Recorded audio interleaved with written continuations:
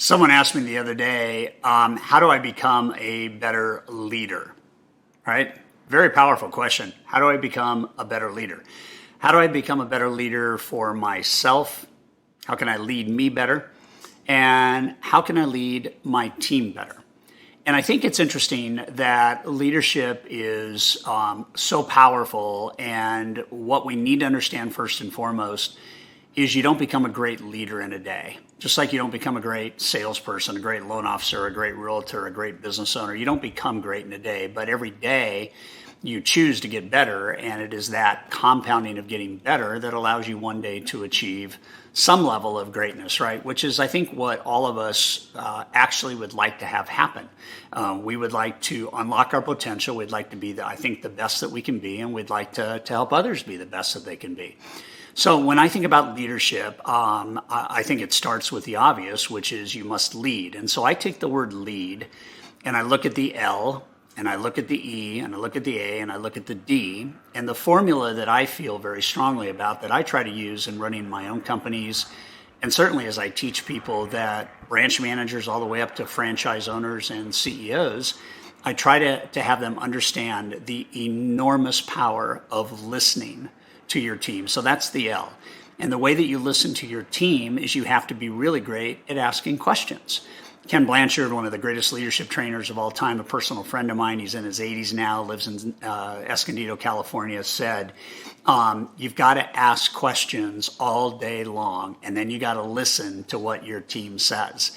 All day long gets a little bit exhausting, but when you start it and you really start to understand, so tell me how this could be better, or tell me why you think we should do it this way, or tell me why that's important to you, or if you were in my shoes, what would you do? Listen, listen, listen, listen, listen. Listen creates empathy, trust, and it creates respect. And leaders need that. They need trust, they need empathy, and they need respect. The E is empower.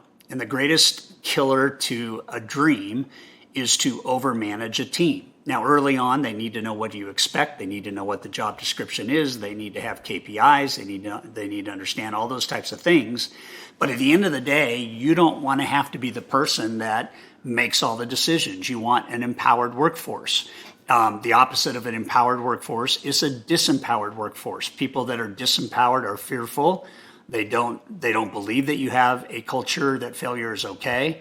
They are feeling guilty. They're just jittery because it's not okay to not do it the right way. And empowerment is the best training wheels that there is, right? As long as you don't just say, you guys take care of it. It's up to you, man. You're the team. That's not what empowerment is. Empowerment is, let me train you, let me watch you, let me coach you, and then let me release you.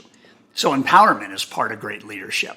Okay, if we look at the A, great leaders are constantly assessing. They're assessing their ROI. They're assessing and measuring their KPIs. They're assessing the performance of key people on the team. They're open to this assessment culture. It's not a culture of let me give you some constructive criticism. It is a culture of, have you thought about doing it this way? I've been observing you, and it looks like you're doing it this way. Maybe we try it this way, and it might be easier for you. What do you think about that? That's assessing. If we're always looking at where we are compared to where we want to be, then we're assessing. And when we assess, then, and only then, this is really important, does the D come into play. So the L is listen, the E is empower, okay, the A is assess, and then the D is develop. The key job that will make your leadership easier is when you listen to what people need and want, empower them to go after it and get it, assess how they're doing, and then commit to developing them to the next step. I could be a level 2 leader because it's my first leadership job. And in 5 years, I could be a level 10 leader because you have helped me and you have led me and you have listened and you've empowered and you've assessed and you have developed me. That's leadership. It's that simple, and yet it's that hard. So just commit to those 4 things. Do a better job listening, do a better job empowering, giving up control, letting people do it, do a better job assessing, and do a better job developing. If you do that, you will be a great leader.